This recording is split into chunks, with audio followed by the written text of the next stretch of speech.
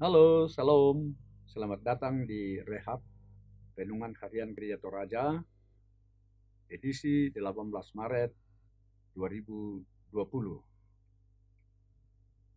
Hari ini bacaan kita adalah dari Yeremia 2 ayat 1 sampai 8. Namun sebelum kita membaca firman Tuhan dan merenungkannya melalui Rehab, kita bersama-sama memohon bimbingan Roh Kudus. Kita berdoa.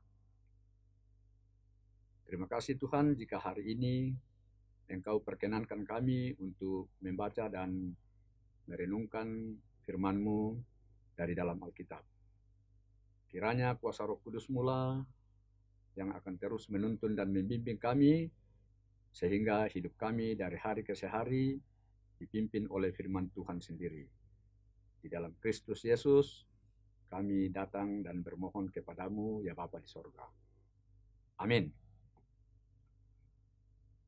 Yeremia 2, firman Tuhan yang kedengaran kepada kita, ayat 1 sampai 8, demikian bunyinya.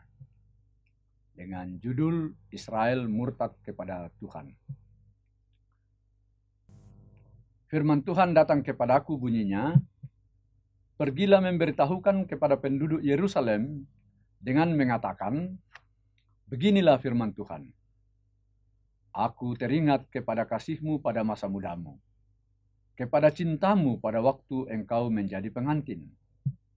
Bagaimana engkau mengikuti aku di padang gurun, di negeri yang tiada tetaburannya. Ketika itu, Israel kudus bagi Tuhan, sebagai buah bungaran dari hasil tanahnya. Semua orang yang memakannya menjadi bersalah. Malapetaka menimpa mereka. Demikianlah firman Tuhan. Dengarlah firman Tuhan, hai kaum keturunan Yakub. Hai segala kaum keluarga keturunan Israel. Beginilah firman Tuhan. Apakah kecurangan yang didapati nenek moyangmu padaku, sehingga mereka menjauh daripadaku?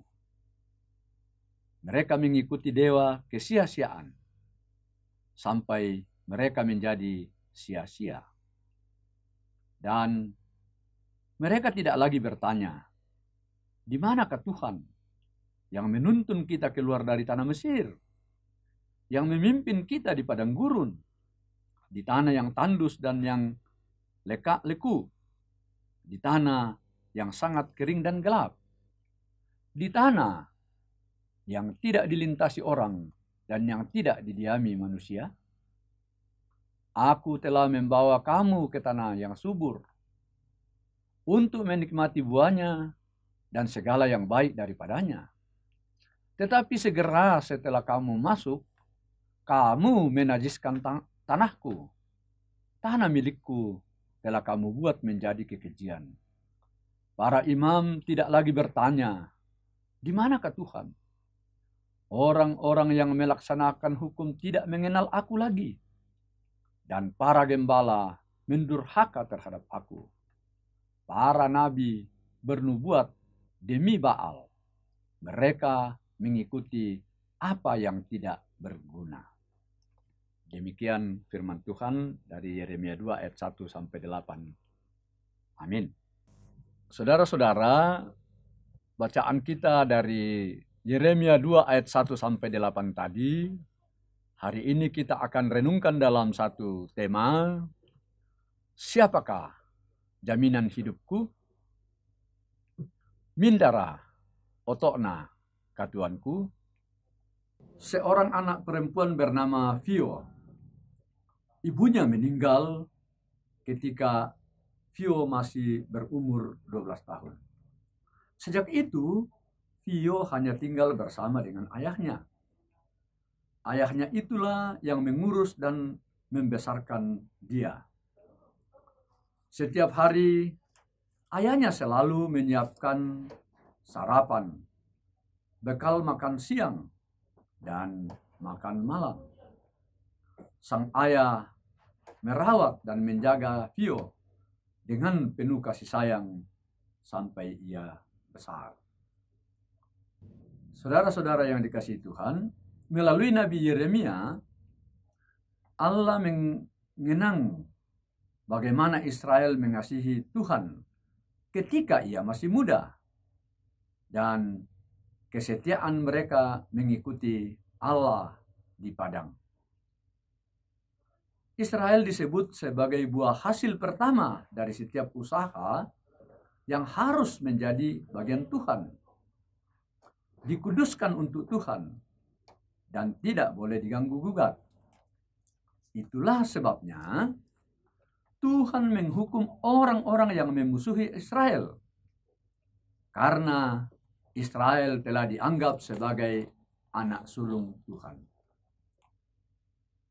Mengapa Allah bertanya, apakah kecurangan yang didapati nenek moyangmu padaku?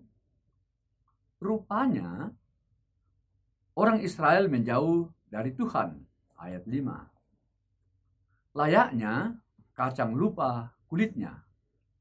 Dan yang lebih parah lagi, para imam yang sudah dikuduskan oleh Tuhan untuk mewakili umat, serta para gembala yang harus menjadi penuntun umat.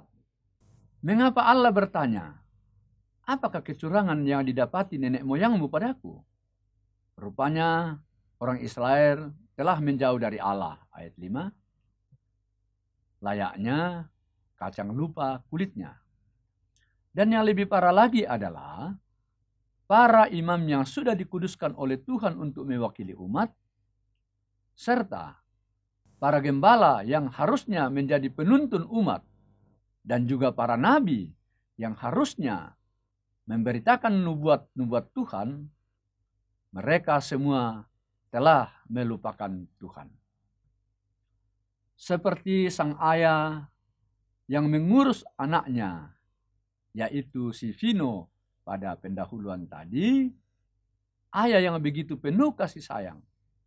Namun, apa jawaban yang dilakukan oleh si Vio?